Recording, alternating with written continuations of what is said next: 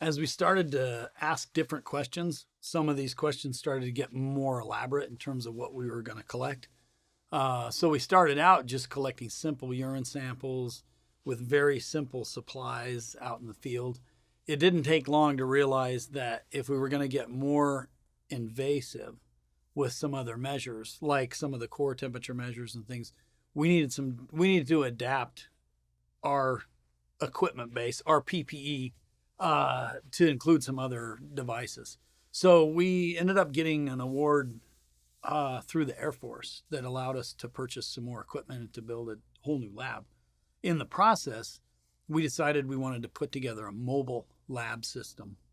And we had plans to get a crew vehicle, a crew carrier like the hotshot crews use. But it, for some reason, like I said before, like my worlds tend to collide quite a bit. I had convinced my wife to let me buy a 1964 Airstream on eBay. So I bought that. It was delivered to our house, and I realized, oh man, this is going to take me a lot of work to gut this thing and clean it all up and get it ready for use. In the process of doing all that, I started thinking, man, this is what we should get. We should get an Airstream. The astronauts seem to have done pretty good with those.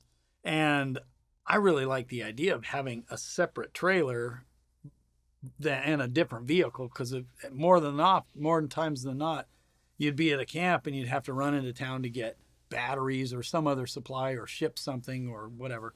So that's the direction we went. So we ended up putting in a bid through the university system for a mobile, a trailer, an Airstream trailer.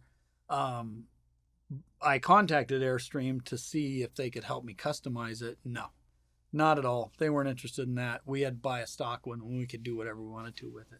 So we bought a stock one and a big truck to pull it. The ultimate price was far less than getting a crew vehicle, and we had the two vehicle system, which made it a lot more versatile. So we took that out into the field for the first time in 2006, I believe. And the reason we needed that was we had a much more aggressive study plan that season, and we were going to collect muscle tissue samples before and after the shift.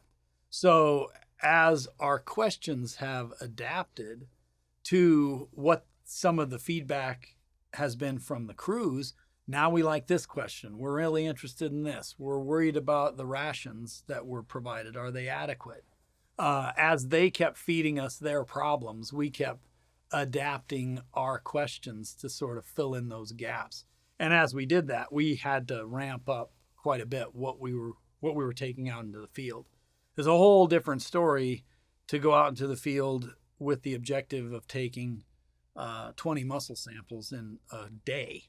So we'd take 10 in the morning and 10 at night after the work shift. Again, in the dark and in the dark. So having the bigger trailer accommodated all that stuff. It still was heavy logistically and just cleaning everything and making sure everything was sterile for all the data collection. But fortunately, we didn't have to drive too far for that fire. That fire was in Montana, so it wasn't that far away. But we were still able to pull it off completely out in a spike camp with that trailer, no power, no generator. We were all on solar.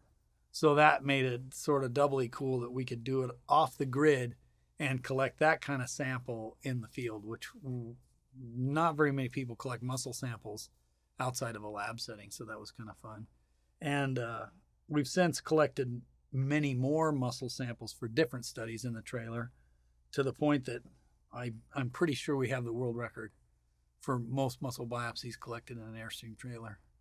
But yeah, the key to that story, I suppose, is just constantly having to adapt. Crews are constantly having to adapt to unique conditions and differing conditions. When you look at some of the washout situations, one of them is, have you ever seen this ground before? Is this familiar?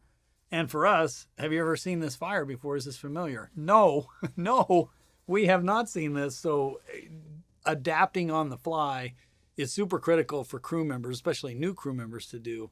And we were seeing that constantly in how we were adapting these studies to fit some of their new perceived questions and points of interest. So adaptation has been a key element to keeping this train rolling.